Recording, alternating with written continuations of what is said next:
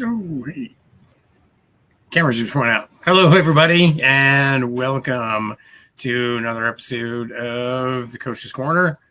We're going to let our coaches get settled in here and get back on screen. And there we go. That's what we got for now. We're expecting one more of our coaches to be coming in a little bit. So thank you, everyone, for joining us again on another Friday night. Another great episode, as always.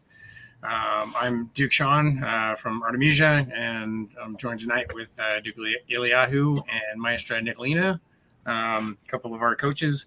And tonight we're going to be talking about what makes a welcoming environment for our practices, and how we can encourage everyone to make sure everybody feels welcome to be part of practice, and that everybody's getting what they need, and that we're creating an environment where people can speak up and let those needs be known. So let's see, Eli, you got any initial thoughts on this? Just a brief summary.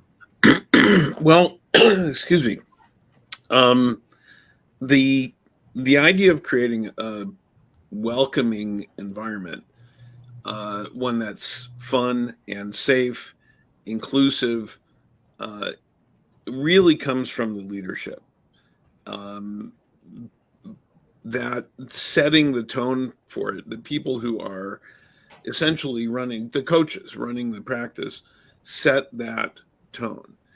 And the result of that is that people return and people keep participating and people grow, and it benefits the entire society when we do that. And we'll talk in this about some specific considerations, things to think about when you are trying to create that kind of welcoming practice.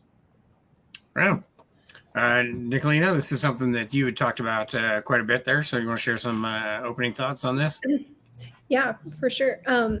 So one of the things that really fascinates me about making a welcoming practice is it's something that has to be kind of homegrown and holistic, because you can't just have a practice that's very welcoming for the beginners and have and have an otherwise toxic culture at your practice. It has to be from the ground up, and something that it continues to be welcoming and continues to be a place that people want to be, whether it's their first practice or their 1,000th.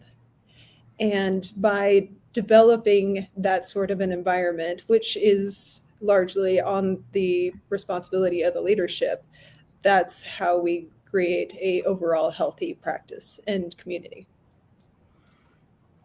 Yeah, and I think it's important to recognize too that there are those of us who are going to be at practice no matter what, and we're going because we just love the sport, and it's really easy for some of us to kind of overlook what may be necessary to actively create a welcoming environment.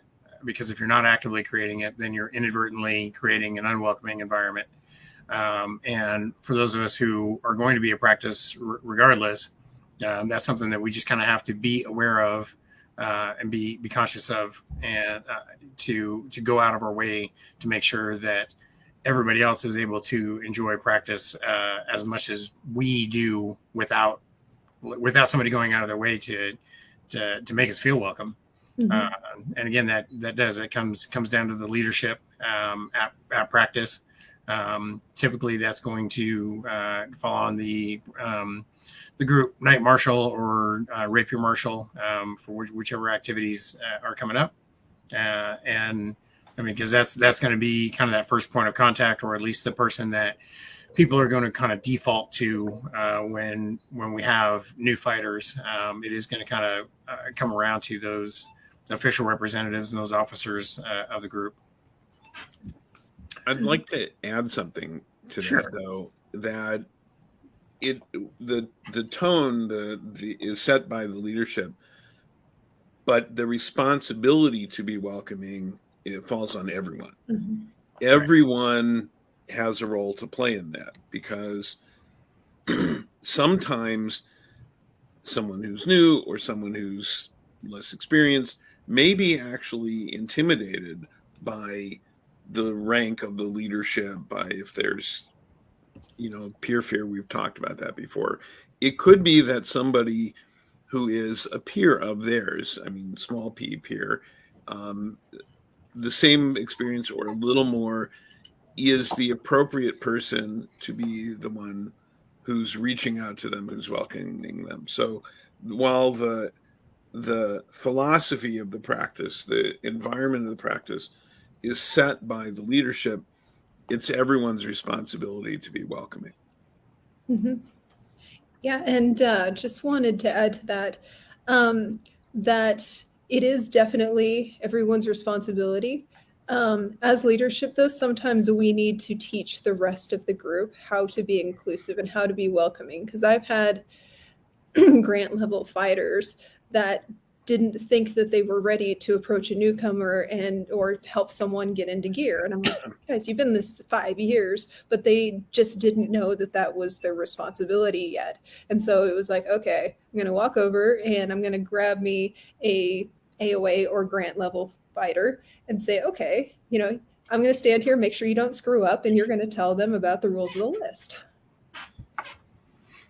Yep. All right, so Eli, we want to kind of start talking about what are some of the key factors that we're looking for in creating this environment? Sure. So the first thing that is evaluation, figuring out what resources you have to work with. What's the situation? Is the practice, what's the environment of the practice? Is it in a public space like a park or a college campus where we used to have practices? Is it a private space, a public practice, but a private space, someone's backyard? What's the environment? So that makes a difference in whether people coming to practice are discovering it on their own, and don't know what it is, or they're invited, or they're being brought by somebody. So that's one of the first things to consider. What's the environment? And when you're thinking about that, is it physically welcoming? Are there amenities that, like restrooms and water and so on? Is it accessible? Is it accessible to somebody who has is it ADA, Americans with Disabilities, accessible, or are there inaccessible barriers to that? And I include that because a lot of times someone coming to practice might not just be by themselves. It might be bringing someone else with them who's not interested in fighting or rapier or any of that, but it might be interested in the rest of what the SCA has to offer. So, so that's one thing that just thinking about making welcoming practice, think about the physical environment, the space in which we're in. And that's one of the first steps in evaluating the practice. All right, Nicolina? Yeah, I agree. And one of the things that I've been working on is making sure that, trying to put this into words, making sure that I'm not overly or pressuring the people who do come to our practices, of obviously with a very accessible location like a park, for example. You're going to have a lot of people who are coming by and dropping by and things like that. And one of the struggles that I've faced, and a lot of my students, people that I'm working with, have faced, is understanding what level of commitment or I guess how much to reach out to the people that stop by. And that's going to be a very different experience for for, say, a park than a more dedicated situation where, like, say you rented out a gym, you're probably going to have more serious people popping by rather than just, the lady with the baby stroller that is not in a position to gear up right now, and learning to read the situation like that. I think that when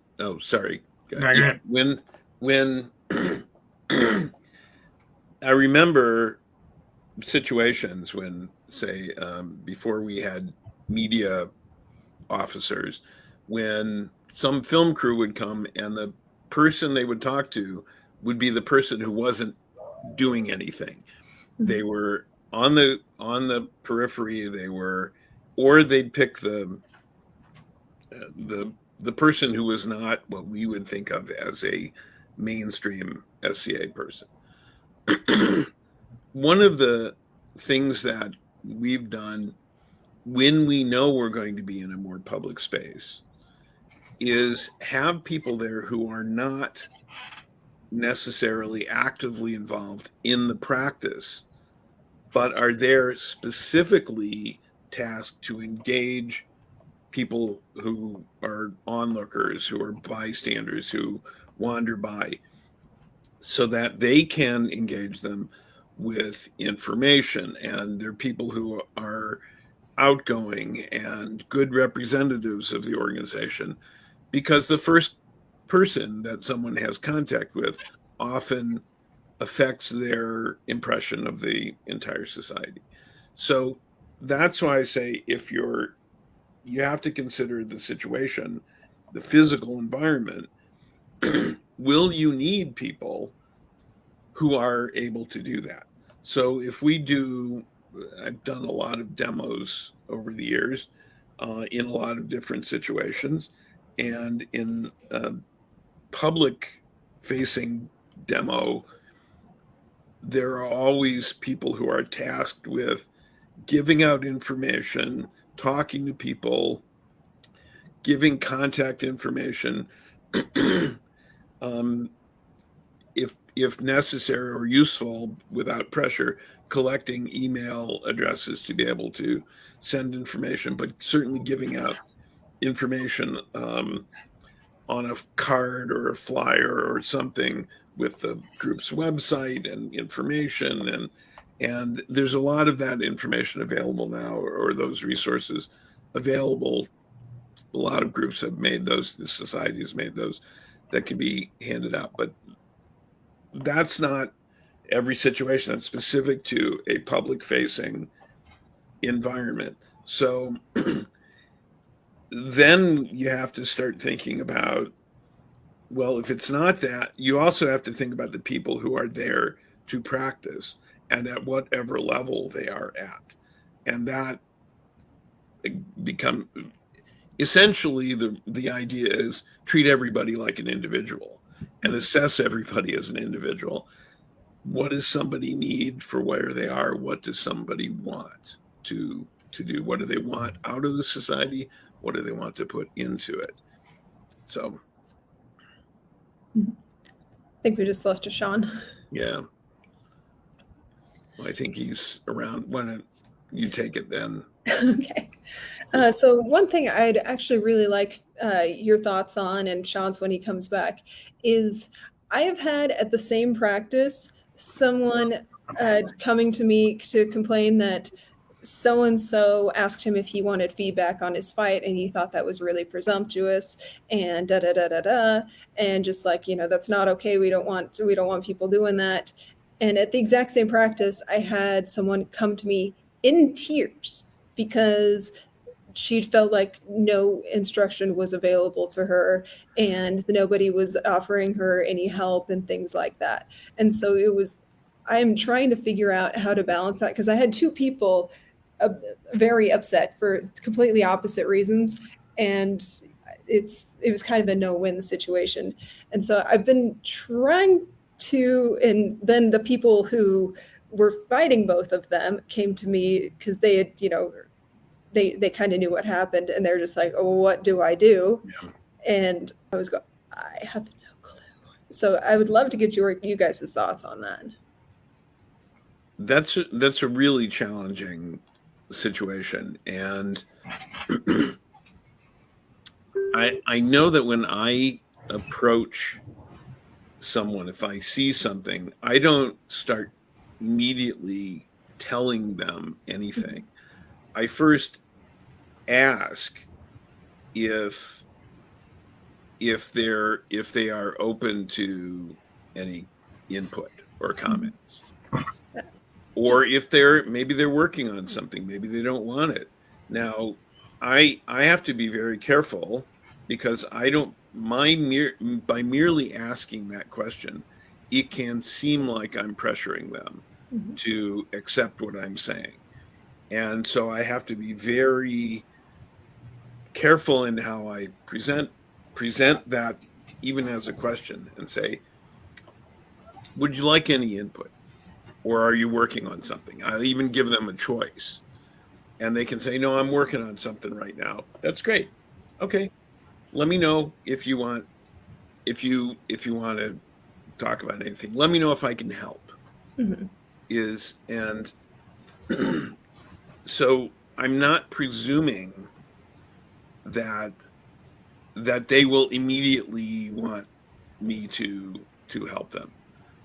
But I'm also not presuming that they don't. I'm asking the question. And no solution is going to be perfect in that situation. You have to understand who you're talking to. Um, when my squires have gone to work with other people to training events or even just spar with people, I tell them always to take a notebook and to write down the advice that they get and then come to me and I will help them interpret what that advice means in light of where they are in their development.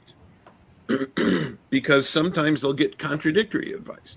And that's the thing about um, people who are enthusiastic and wanting to make the practice welcoming by offering as much information as they can to people. They can also overwhelm people with that. It can create the exact opposite of a welcoming environment.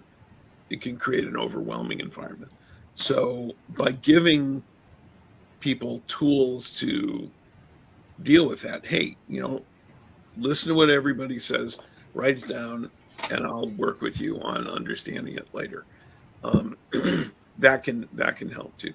But sometimes people don't want input. We have to recognize that not everybody who comes to practice is a serious student of the art. There are people who just want to have fun, and that's fine. That's fine. That the strength of the SCA has always been its breadth, that it's welcoming to people of lots of different interests and levels of activity.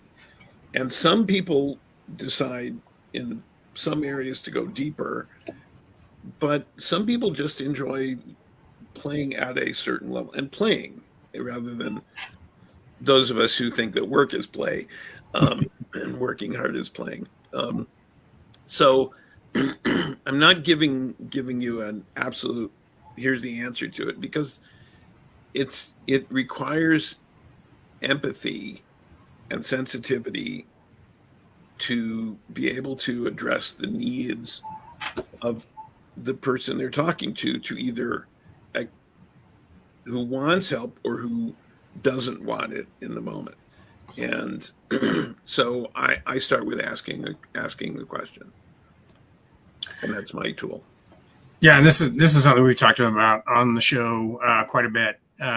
Is as trainers, we need to kind of filter out the interest level of the people that we're working with.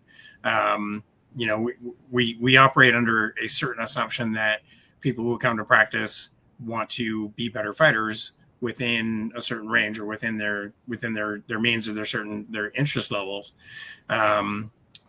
So it can be difficult to, as Nicolina was saying, you get that one person who kind of wants to go it alone, and they don't necessarily want to be given input from everybody that they fight with. And then you've got the other types of folks that are interested in kind of having that input, but don't know how to ask for that. And it's really difficult for us as trainers to, there's no way to, we certainly can't look at somebody and say, this person wants to be taught and this person doesn't. And that's not even really, that's even kind of oversimplifying the problem. And so, yeah, we do have to, as trainers, deliberately ask that question, right up front, as if we're working with somebody that we're not familiar with. One of the things that I'm going to do is I'm going to ask them how long they've been fighting, what their interest is, who they've been training with up to that point. And all these things are going to kind of help me gauge, how much they are willing to take in and how much they are capable of taking in, which are two totally different things. But if I ask them if they've been working with somebody, like on the heavy field, if I see that somebody's a squire and it's somebody that I've never fought with before, I'm going to ask them who they're squired to, so that later I can, whatever input I'm going to give to this fighter, I'm going to be able to go back to their night later and provide that information, or just let them know that, whoever they're squired to, if that person wants to contact me, and, I can go over, what we worked on. But kind of asking some of those questions ahead of time, especially with people you've never worked with before. We're very fortunate in our local practice. We have a pretty sizable baronial practice here, and both I'm on the heavy field, Nicolina's on the rapier field at the same practice, and there's a lot of the regular customers, the people that we know who are showing up on a regular basis, and we've worked with them enough to know how each of them operates. But anytime you run into somebody, if you're fighting with somebody that you've never fought before, you haven't seen it practice before, it's you don't want to make any assumptions about what they want and or need.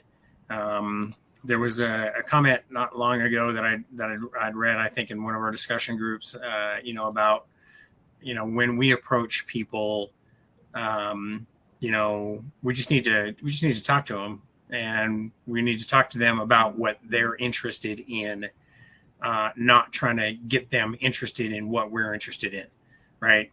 So if somebody's at practice, if they come over to the heavy field and they want to do rapier fighting, I can talk to them about rapier stuff, but I'm gonna hand them off to somebody that is passionate about that discipline. But yeah, talk to people about what they want to talk about, and that's one of those ways that you're going to, make people more welcome to, for them to be able to talk about the things that they're passionate about as well. It really comes down to engaging a conversation, and listening to people, especially those of us that have some experience in our sports. We need to listen to people to find out what their interests are, and try to get them to the people that are going to mesh with either their communication style or with their interests as well. Nicolina, did you have something else on that?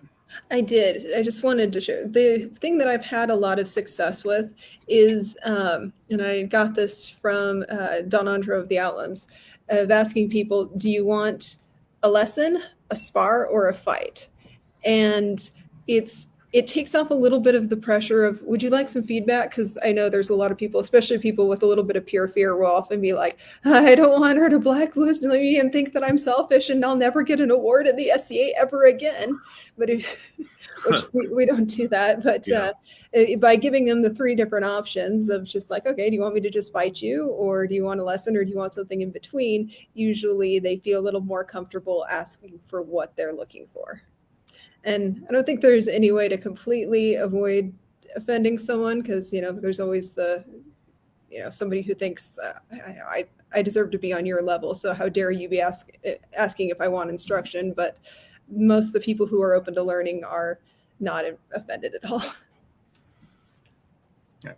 There are some large training events in the mid realm where the lesson, sparring, or fight, like a crown tournament level fight, are 3 different lists. So the person who wants, they go to that list, they know what to expect. So I think that offering that choice to people at practice, I think that's terrific. And it also asks, there's also the question that is, when I go to practice, is it practice for me, or is it practice for the other people? Am I there to be a coach, a teacher, or am I there to be a student? And the answer is often all of the above. And so there will be times at practice where I'll be working with other people. I'll be teaching, I'll be coaching, I'll be advising, I'll be helping people at all kinds of different levels. But then part of the practice is for me to work with people to improve my own skills. Because if I'm not doing that, then I'm less able to continue to help other people. So figuring out the balance of that can also be challenging from a coach's perspective, but from anyone's perspective, because at any level someone is at, they may have something useful to share. It may be more relatable and we've talked about this before, about forgetting what you were like when you were a beginner. And so somebody who's just learning something, has just learned something with a beginner's mind, can sometimes share it with other people. So people learning from peers, with a small p, peers, people at their level or just above their level, that can be extremely useful as well.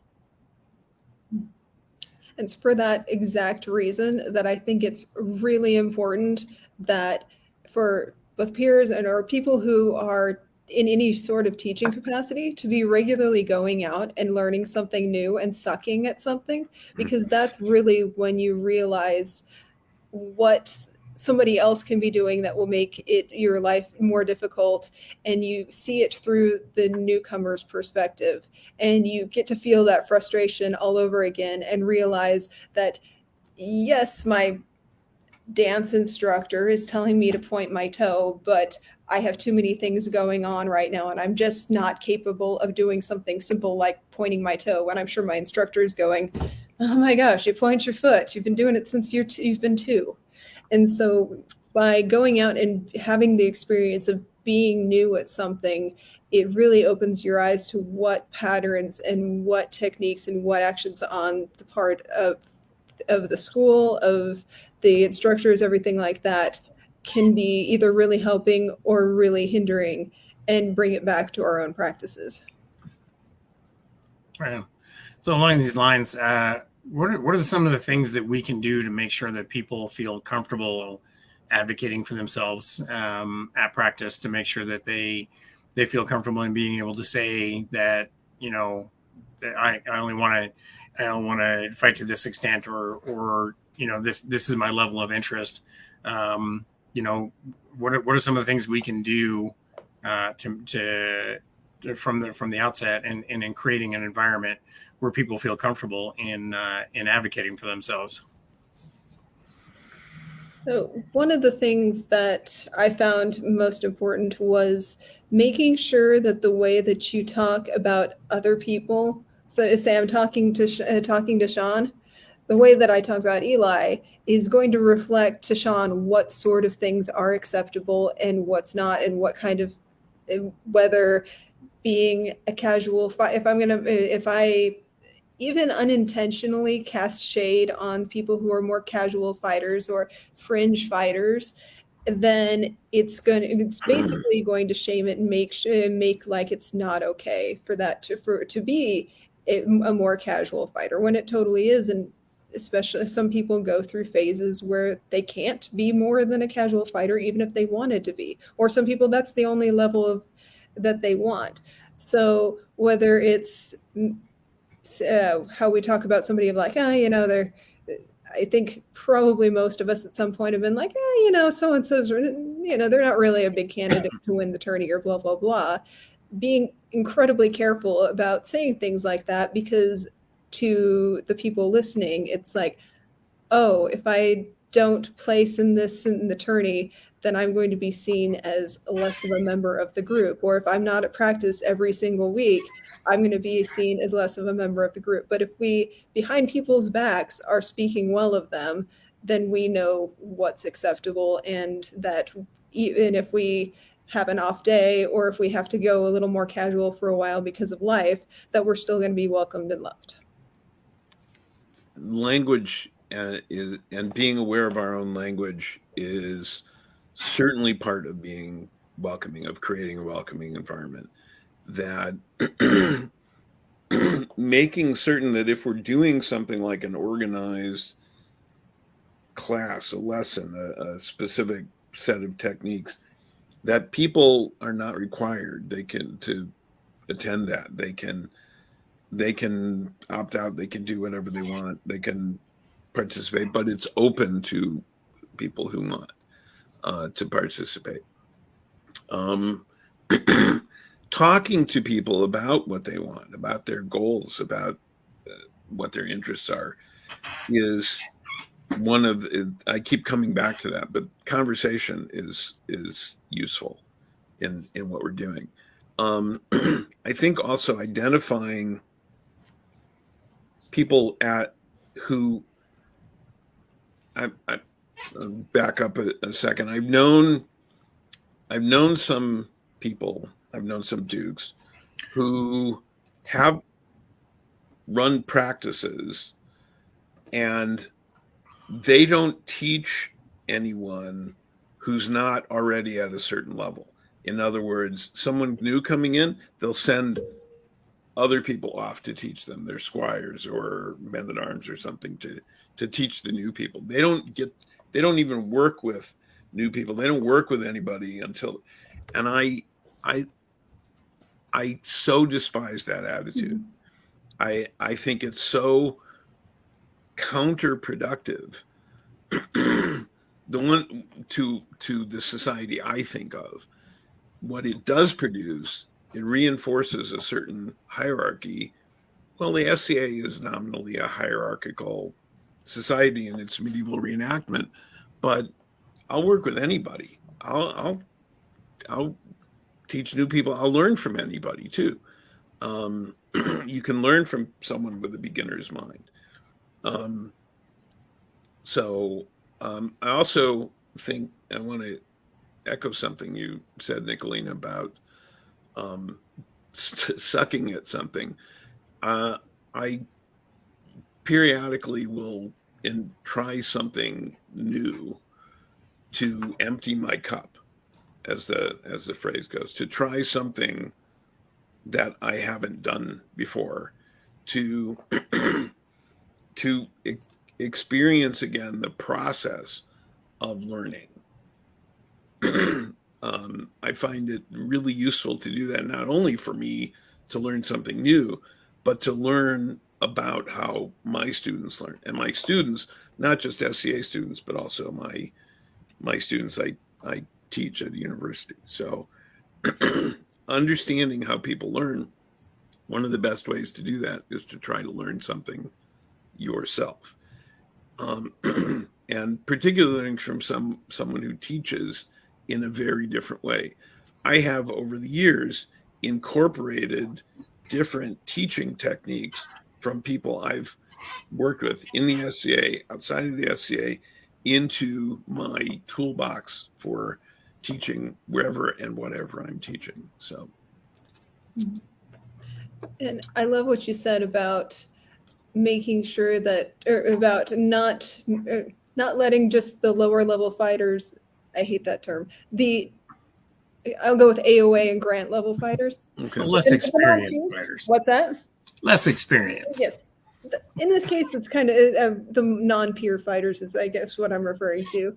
And it's because so often they also need experience teaching.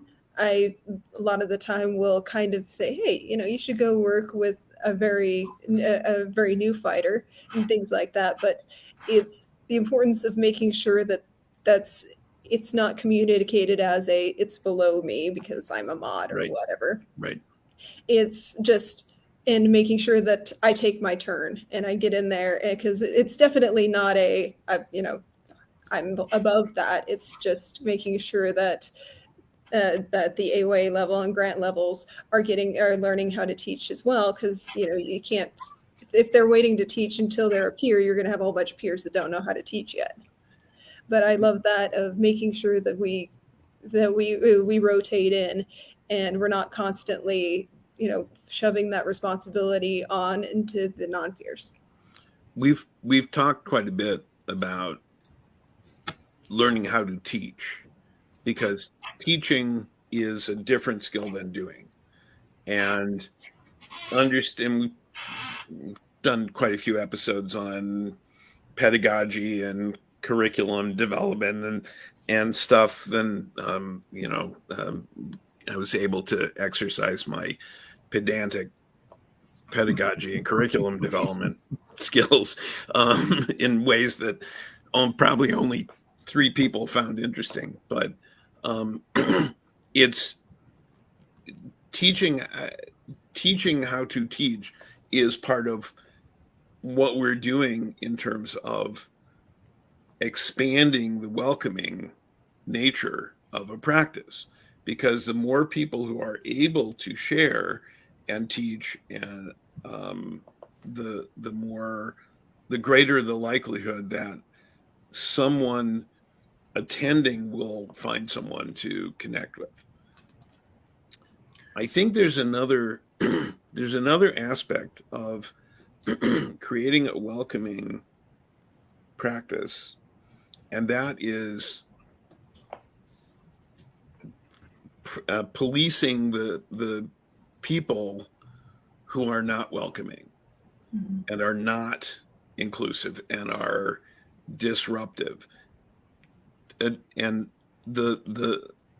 example of that is the talking badly about someone because they're casual in their interest in fighting or whatever. But it can be anything else. It can be anything else that would make someone believe that they are not welcome. And that can be conversation, it can be actions, it can be other things. And while the tone of the practice is set by the leadership, the responsibility to speak up if somebody does something that's unacceptable belongs to everyone. Everyone has that responsibility. Creating a welcoming environment can be created, but it has to be sustained, and sustaining it requires everybody's attention. Yeah, I want to. We'll probably talk a little bit more about that, but I want to go back to this thing that you guys were talking about a moment ago about having less experienced fighters teaching newer fighters as well. One of the things that we've been trying to do through the Coach's Corner is to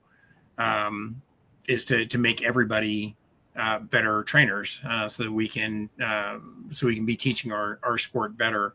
And one of the things that we've been trying to do here is kind of demystifying this idea that there is a required pedigree in order for you to be able to teach something.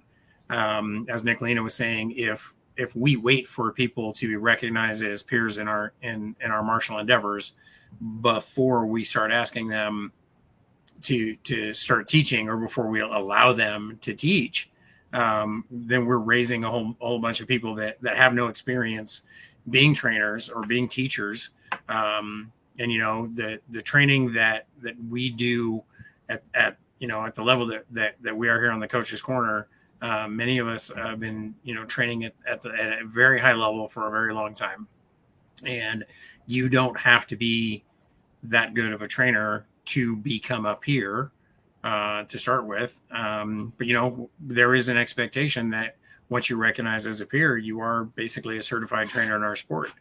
And if you don't have any experience doing that, ever as an unbelt or as a provost or cadet, then you're suddenly finding yourself in a position where people who don't know that you don't have that experience are going to look at your belt, or they're going to look at your collar, and they're going to assume that you can help them with what they're doing.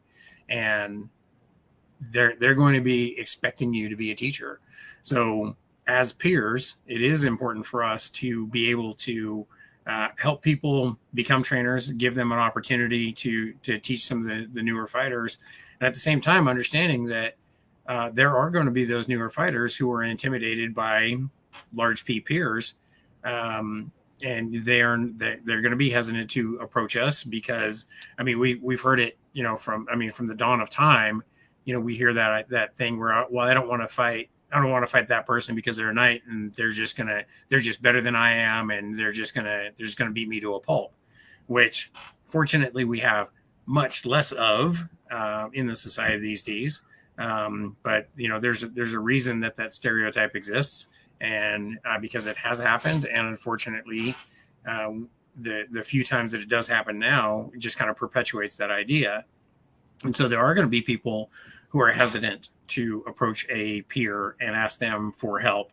But if we can take somebody that they consider to be their contemporary, somebody that doesn't elicit that peer fear from either the collar or the belt, that person may be more comfortable learning from an AOA or GOA level fighter. So you guys are definitely onto something there with, we get to do two things at once, right?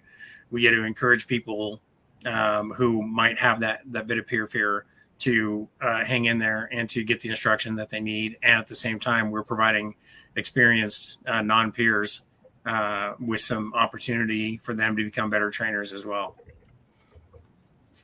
And something you said about the idea, well, I don't want to fight the night they're just going to beat me to a pulp. I think one of the things that we have to be aware of is certainly as experienced in our martial activity, is adjusting our level to the level that will be beneficial to the person we're working with. So that somebody who's newer, less experienced, there's nothing to. I have seen, and we've all seen, someone who's very experienced just beat up the newbie, and that insecurity that drives that has to be addressed, because that's what it is. There's no honor gained from that. There's no renown gained from that. And yet I have seen, I know when I was starting, the the very best fighters I know would adjust the level of what they were doing to give me and others an opportunity to work against them, to try things before they then ended the fight and showed us what we didn't know. And I'm aware of that. It's not a practice, is not a tournament. You're not trying to win practice. You are trying to learn. You're trying to teach. And explaining that to people, that even if you're going out, again, it comes back to the question, Nicolina, that you said, do you want a lesson, sparring, or a fight?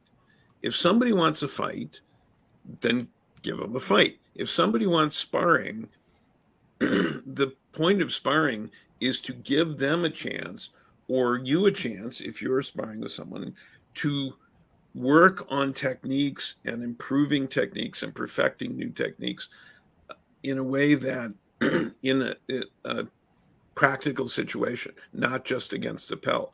There's a process in learning of somebody shows it to you, you go through the movements, you practice on a Pell, you practice with a static partner, you practice while doing it moving, you practice it against someone of lesser skill, someone at the same skill, someone at greater skill. There's a process of learning those skills. But at no point are you trying simply to win. You're winning is you're improving in the mastery of that skill. So again, if we see somebody at practice who's simply beating someone up, and it's not a fight, it's supposed to be sparring or teaching or something, then we need to say something about it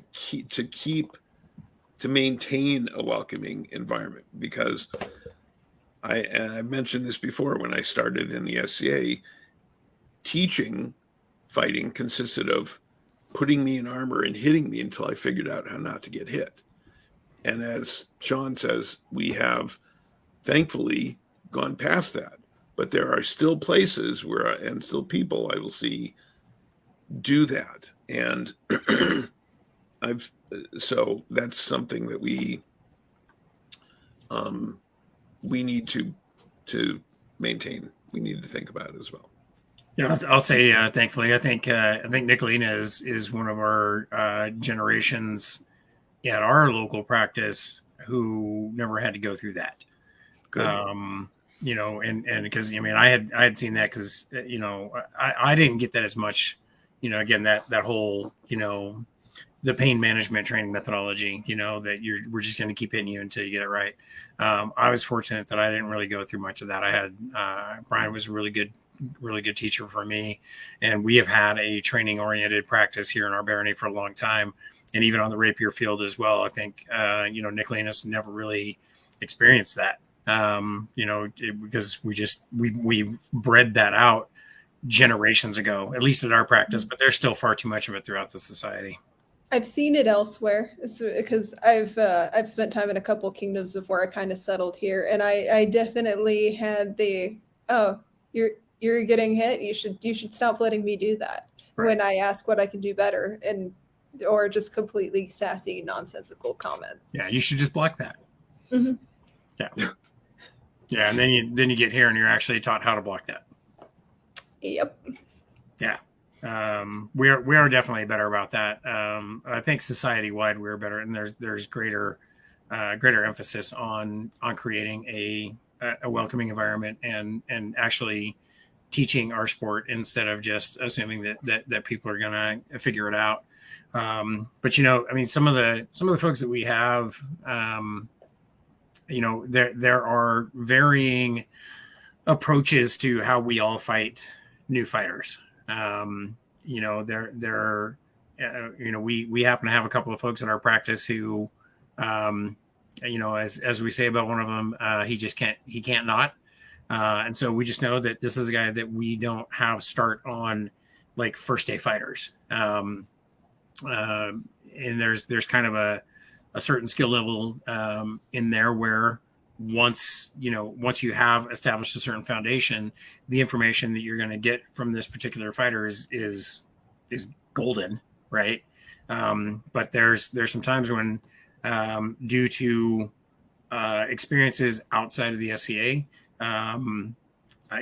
some combat vets have a hard time kind of restraining that, and they're not beating people simply for the sake of hurting somebody or keeping them down or anything like that. Unfortunately, there are fighters out there where when you push them to a certain extent, they kind of have a hard time kind of just reining that in. And so maybe that's not the best person to be fighting the first time fighters. I know my approach to pretty much anybody that I've never fought before is I'm really passive in my fight. especially newer fighters, I'm going to do a lot of me just standing there blocking. I'm going to be the walking Pell for a lot of these new fighters. And they hear about the great and mighty Duke Sean, and then they come out there and they throw some shots at me and they get a couple of kills on me, and well, that's great for them, and that feels good for them to get some kills day one, because I remember my very first practice. I went out there and I killed a couple of fighters at practice, and then I turned around and went to Australia War a week later, and I was in for a rude awakening after all the glorious success that I had at fighter practice a week before. And I go to Australia 1, and I was I got destroyed. But yeah, that's generally my intro to new fighters. Is I'm just going to let them do the swinging, because there's no point in me unloading on them with all of the tools that I have. And this is something that I think that we need to, as experienced fighters, that we need to think about in creating that welcoming environment. Is don't break your toys, right? I mean, you want people to feel like there's progress, and we've talked on the show many times about where that line is. One of the questions that the Bronos has asked in the past is, you go to a handful of unbelted fighters or newer fighters, and when they find out that that we're not giving them our absolute best fight, there's some of them that are kind of pissed off because they think they're getting better, but we're not giving them the best fight, and everybody's going to take that a little bit differently, but taking into consideration, how we engage those new fighters from the beginning is critical to creating that welcoming environment. And so we may just need to let them know, it's like, hey, you're kind of new at this, and so I'm not going to be coming after you. I'm not going to be unloading on you with everything I've got. So I'm giving you an opportunity for you to throw some shots, and every once in a while I'll throw something out there to just remind you that you're leaving something open, or that I can get to something. But I don't need to use all my tools, and that's how I approach new fighters. There are the fighters that we have that will just kind of we'll pick a safe spot, pick that offside head and just kind of tink you in the face, and keep tinking you in the face, and then when you block that, then they move on to something else. But it's not the I'm going to hit you as hard as I can until you figure it out sort of stuff. But everybody's got their own approach to how we engage newer fighters, and that's something we need to keep in mind. Mm-hmm. I would love to go back to what Eli was talking about a little bit earlier about how we established ourselves as someone who's safe to come to, as both a teacher and or just as a leader in general. And in my experience, people will give you, at least in the very beginning, will give you one chance to be safe when they trust you and come to you, whether they work up the courage to say, hey, can you give me some, will you fight me? Will you give me some advice? And sometimes, and if you are even distracted, or don't give them the attention and give them the payoff, and yeah, I would love to fight you, and immediately go out.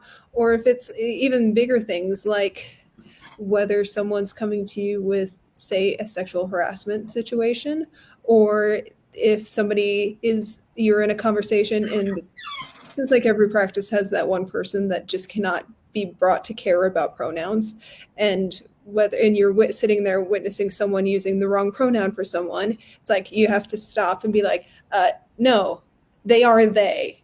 Please say it right, and yes, please go back and say your statement again correctly. And if you're not there for them, and if you blow off someone saying, oh, so-and-so did this inappropriate thing with me and I'm really uncomfortable about it. If you go, oh, he's just that way, or she's just that way, it probably didn't mean anything, it doesn't sound like them, they're probably never going to come back to you again about that. And they might actually stop coming around at all because they don't feel safe. That's a good point. Yeah, that's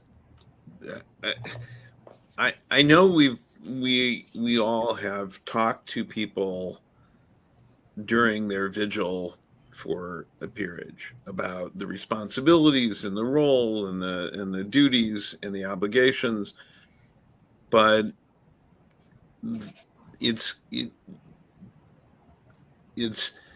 the question, and this is veering off, but it's related. The question is often asked, how does somebody earn a peerage? Another relevant question, perhaps more relevant, is how does somebody lose a peerage?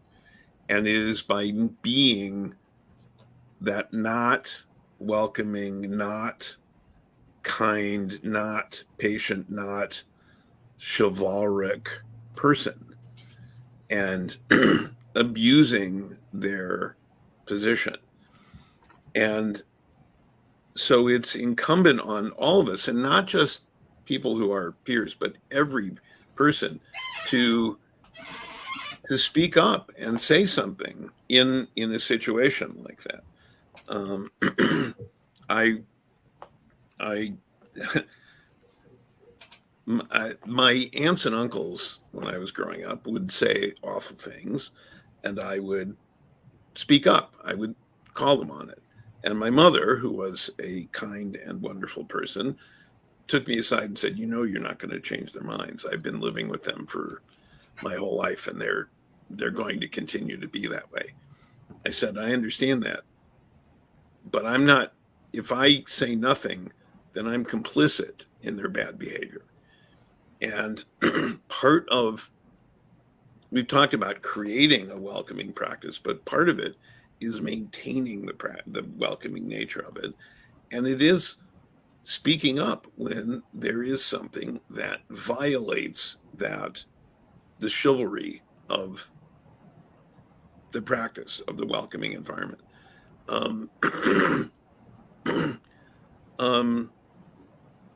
I think that, again, in dealing with people individually, evaluating people's individually by asking them what they are looking for, can, if we think about it, change the order in which we present different elements of whichever fighting art we are working with them on.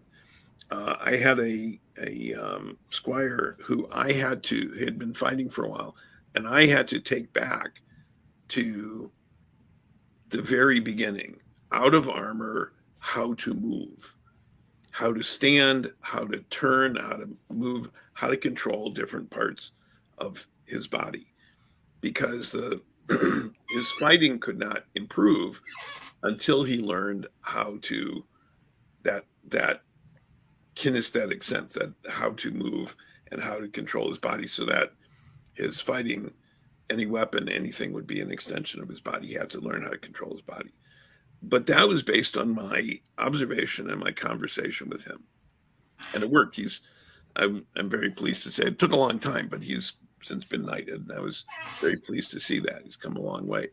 So there's talk, there's guided observation, there's explanation, there's unarmored movement, there's armored movement, there's pel work, there's sparring, there's lots of different techniques, and we've got it now, I think, a whole library of episodes where we've talked about that. But one of the things that excuse me that can possibly benefit someone who's new is to have, say, what in some situations would be called a big brother, big sister, something guide to their progress, to help them along the way. So that's another possibility. Yeah, so I wanted to go back to something else that Nicolina had mentioned previously about, and kind of something that kind of sparked this conversation to begin with, and this idea of, you have a practice where you do have a number of fighters who are kind of go-getters. Like I said, there are those of us who are going to be at practice, and you don't have to create an environment for us. But how do we deal with somebody that is participating within their means and doing as much as they can, but they still feel excluded because they can't be one of these people that has they just don't have the time to try to be one of the best fighters in the world. And Nicolina, that was something we talked about. Do you want to mention that? Yeah. So I was talking to someone recently, and they said, I have been invited to everything, and every time practice is over and everybody's going to Denny's afterwards, they look me in the eye and make sure that I'm included and things like that. And they're always inviting me to carpool and things like that. And the comment was, I still feel excluded, not because anyone's excluding me, but because I don't have the time to invest like the majority of the practice is. And there's just this huge body of shared experience that the majority of the people at the practice have, because they're going to every event and carpooling all together to all the same wars and hanging out together and having barbecues on Saturday. And then after practice, they hang out for 2, 3, let's be real, 4 hours sometimes. And it's just so overwhelming, because especially people with small children or things like that, that's just not the kind of dedication that they can have. But they're constantly dealing with FOMO and just feeling like an outsider, because everybody's talking about this thing that happened last week or that thing that happened last week that they weren't a part of. And this individual was saying, it's obviously this is a good, healthy thing, because when it's it's a thriving community that these people are able to hang out together and be so close and be such good friends. But it's also incredibly difficult for those who can't keep up with that. And I've been trying to figure out what can be done about that, because a lot of people don't understand exactly why they feel excluded. They just feel like, well, the group that's able to spend all the time together, it feels like a clique. Even if they're trying really hard to reach out, it still feels cliquey to everyone else, because they're spending 12 hours together every week. And so I've been trying, and obviously shutting that down and saying, oh, no, we shouldn't have barbecues on Saturday is not the right direction. But making sure that there's a place for the people who can't have that level of commitment or don't want to have that level of commitment, that's a tricky thing. Yeah. You got any thoughts on that? Yeah, I've certainly heard that about a lot of us who started at the same time and kept with it, invested a level of activity and became peers. But we were friends before we were peers. It's not a clique, it's a group of friends coming up together and who stayed friends, remarkably, sometimes, I think. So it's really difficult to find a solution for someone who says they want to be, they don't want to participate, but they feel excluded for not participating if they don't want to participate. What we can do is offer opportunities. We can't force someone to accept the opportunities. We can find different kinds of opportunities at different levels of interest and activity, but we can't force anyone to do any of that. So at a certain point, people have to find their own comfort level at whatever level of involvement they choose. Part of being welcoming and creating that environment is also part of the responsibility for that is on the people who are being welcomed. They have to be active participants in their own experience. They can be active to whatever level or degree they want to be, but they also bear part of the responsibility for their own experience, because we can create the environment, but it's up to them to be in the environment and become part of it. Yeah, and one of the particular difficulties of our game is that because we're a bunch of nerds, I'd say that much, much higher percentage of the people in the SCA have had difficult social lives growing up. Like, I think if you go to your average fighter practice and ask people, were you popular in high school? They're all going to be like, what? No, I didn't have any friends at all. I didn't. The first time I had a friend was when I showed up to the SCA. True story. And so very, very often we have people that show up and they look over across the field and there's 4 or 5 fighters all sitting there laughing and talking, and just immediately they zero into, that's a clique, and no clique has ever wanted me, and those are the cool kids, and I understand how this works, they're just going to hate me. And that's something that we kind of have to fight against and almost overwork in order to make people feel included, because they've been burned so many times. And even when you're like, oh, do you want to go to Denny's with us? They're going, you're asking that because you have to, and you don't really want me there, which I'm saying this from experience because I've been that person. And it's realizing that in the SCA, we have a whole lot of very socially scarred people.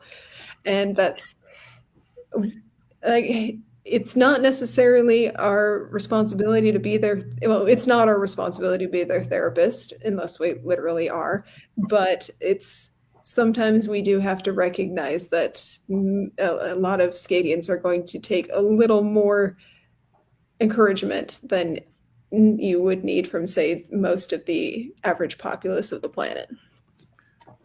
Yeah, I think it's these are all some good points, and I think it's important for for those of us that are kind of creating those opportunities to to go do stuff outside of practice, to, like Nicolina said, just make sure that we're reaching out to those people and making sure that they know that offer is open.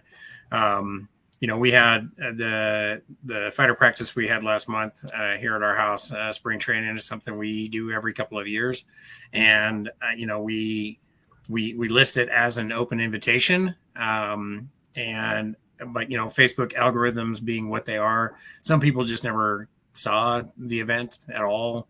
And I had some people like the week before saying, oh, well, is there any, is it okay if I get invited to the next one? And all I can say is, like, you were invited to this one. It's an open invite. And there's still, no matter how much effort we put into letting people know that they're welcome, as Nicolina was saying, there's some underlying issues in the background there where people may not feel welcome, again, with they're inviting everybody, but they don't really mean me. And that can certainly happen. And I think as long as we're making the best effort we can to make sure everybody is welcome, I think at some point we just have to be comfortable with knowing that we've done the best we can to make people as comfortable as possible, and understanding, as Eli pointed out, there's some folks that are just not going to they're not going to reach out. But there was a comment that came up on here that I really wanted to mention. I think this is a good one. It's perhaps conducting more practices that are more friendly towards small children, such as the weekend practice at a park that has slides and a playground. I know that one of the practices that we have, one of the practice sites that we have here in Salt Lake is Murray Park, and that's where we had, after spring training, which was at our house here, we had the Sunday practice in Salt Lake at Murray Park, and that is a place that has a playground right next to where we have the fighting field as well. But I think this is a good point where you can, we can create external practice. We can create those, like Nicolina was saying, those additional things that people can be part of And this is a small thing that we could do to cater to some folks that maybe can't go out because they have kids. And, when you're going out after fighter practice, when you've got to get home to the kids, that's the thing. But if we're having practice at a place where the parents are going to feel comfortable fighting while the kids are playing at the playground right next to it, I think that is a great thing that we can do. So that's a great example. Mm-hmm. So yeah, there's a lot going on there. One of the things that we wanted to kind of touch on before we get going is one of the really easy things that we can do as a fighting community, particularly as branch groups within the society, the official practices that we have. I think one of the most powerful tools that we have for creating a welcoming environment is loaner gear, loaner armor, either heavy or rapier. And this is something, again, we've talked about a bit on the show previously. But the fighting that we do is by far the most dynamic part of the part of the SCA. It is the hook, and I don't mean I certainly don't mean to say that this is the most important thing we do, but it is one of the most visible things that we do. It's the hook. It's the thing where when a bunch of people are beating the crap out of each other with sticks in the middle of the park, that's something that's going to draw some attention in ways that spinning wool just doesn't. And getting people excited and getting them hooked into it and getting their attention with the heavy or even the rapier. That's the gateway for them to bring their families in to get the other arts and sciences activities, or to do rapier, or to do archery, or to do any of the number of things that we do. But if you have loaner gear available, and you can put somebody in armor first day, that is something that is going to hook people. And I know that we've had several. I had one of my former squires, who's now a knight, started off in our baronial loaner gear, and it was just, they knew that every week that they go to practice that they're going to be able to have this, and as they make more of their own gear, they can replace out their own stuff with the loaner stuff with their own gear. But I think it's a really powerful tool in being able to welcome people. And so as they come to practice, or as they're wandering through the park and they see that we're doing this, you can say, hey, if you're interested, you can try this. And and by the way, it's free, because there's some folks that are going to ask, well, how much is it, or I don't have any money to do this sort of thing. And I'm like, well, it's the first hit is always free, right? Just like any other good drug. But if we have loaner gear, that goes a long way to welcoming people as well. So, and Nicolina, I think you've had some experience with this too, with the rapier community. Mm-hmm. Yeah, and not just loaner gear, but loaner gear that it fits, either that fits a wide variety of people, or a good selection. Whether it's something that's like, with masks, we have a lot of issues with this, because if it's too big, then it's not going to be safe, and if it's too small, it's just not going to work. And very often the loaner gear is for your average fighter, usually because it's donated from people who have either stopped playing or have moved on and donated their old stuff, which, based on the current dynamic of the SCA, it tends to be average height, average weight males.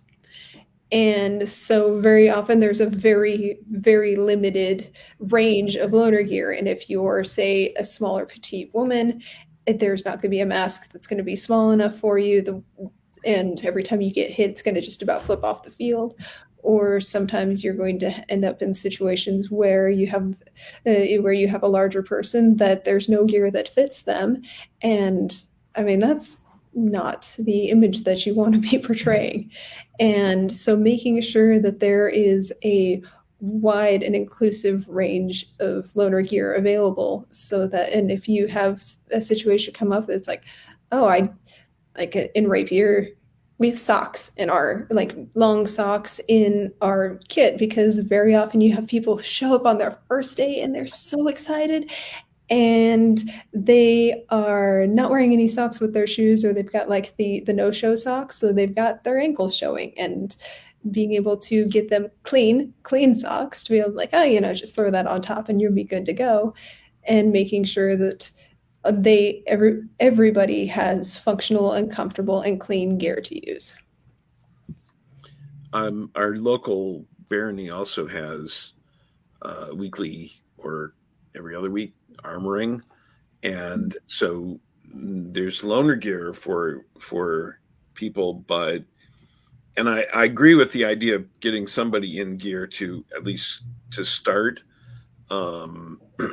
because that's part of the hook also, but then getting them into the shop to start making their own equipment, some of their own equipment, particularly the helmet or other things. That's really useful as well. The people I have seen as new people who tend to get hooked into the society are the ones who start doing something. They're not simply observing, but they start to participate, and because it's fun to do, and so the more that we can facilitate that, the better. Right on. Well, we got about Nicolina, did you have something else? I'm kind of jealous of the heavy side of you guys can make a lot of your own gear. Yeah, you can't really make rapiers, and you can't make fencing masks, and it's you can't really do that. We do have doublet making knights though, so that's the thing we can do. That's good. I need a new one. So right. Well, we got about 10 minutes, so we're probably going to be wrapping up here. So, Eli, you want to get some final thoughts on what we can do to make people more comfortable? Well, I think that there are a lot of moving pieces to this. What's the environment? Who are the people involved? What are the people coming? What are the people who are there? What's their level of ability to be welcoming? The people coming in, what do they want? What do they need? And how do you keep everybody not only creating the welcoming practice, but maintaining it? There's a lot of different parts to that. We've been talking about this now for an hour and a half. And I think it's like everything worth maintaining, it takes attention. And if a situation arises that you don't know how to address, ask for help too. We're encouraging people excuse me, to be active in their own involvement and ask for help if we need it. That's true for groups, for organizers of practices, for anybody at any level. If you don't know how to do something, ask, because somebody out there has almost certainly had to deal with it before. And I think if we do this, the good people that we gain by being welcome far, far outnumber the few people that we might lose because they don't want to be. And it makes the society a better place. Oh, good point. Nicolina? I think one of the main themes here that we've talked about, but hasn't really been said in so many words, is, I guess, one of the tricks to making the practice welcoming is to have a lot of empathy for people who are experiencing this with different experience levels, or in just coming at it with different situations, and realizing that yes, you may be in the same physical space, but they're probably having a very, very different experience than you are, especially right now. And so, and people are treating them differently, and they might be seeing different sides of people than we are, because a lot of people tend to be on their best behavior around the more experienced fighters. And listening and doing, and we talked a little bit about going and being new at something in order to have that experience. And by doing that, and by listening, we can, rather than going, oh, you should be feeling this way. You're out of left field, or so and so is not bad. They don't say things like that. Listen and just being open and genuinely trying to share their experience and understand why they feel the way they do, so that we can make this a better place for them. Excellent.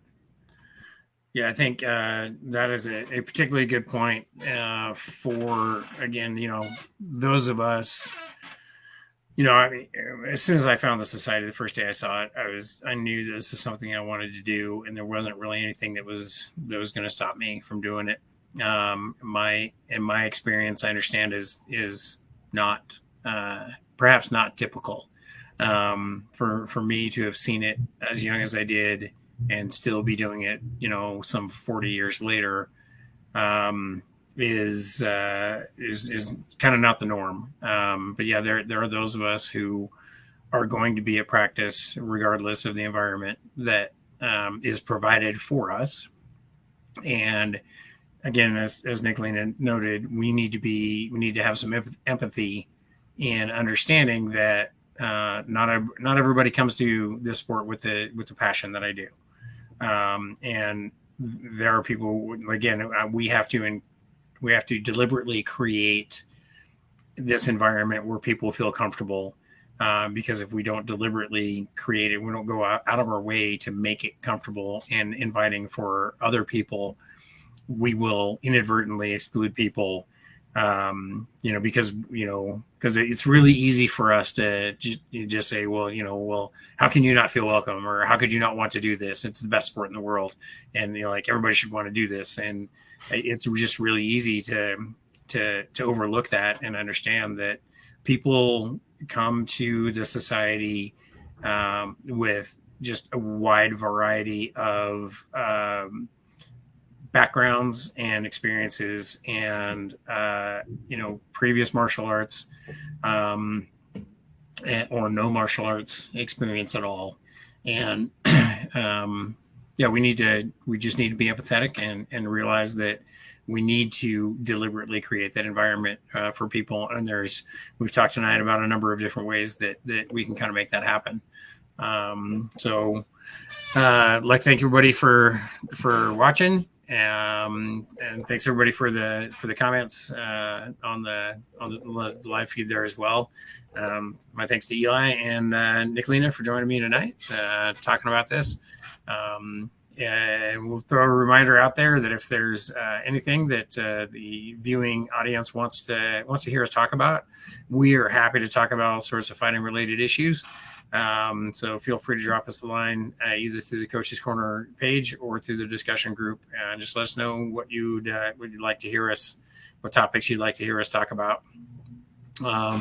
Next week, we have a very special conversation. We're going to be having a conversation with His Royal Majesty Gabe of Artemisia.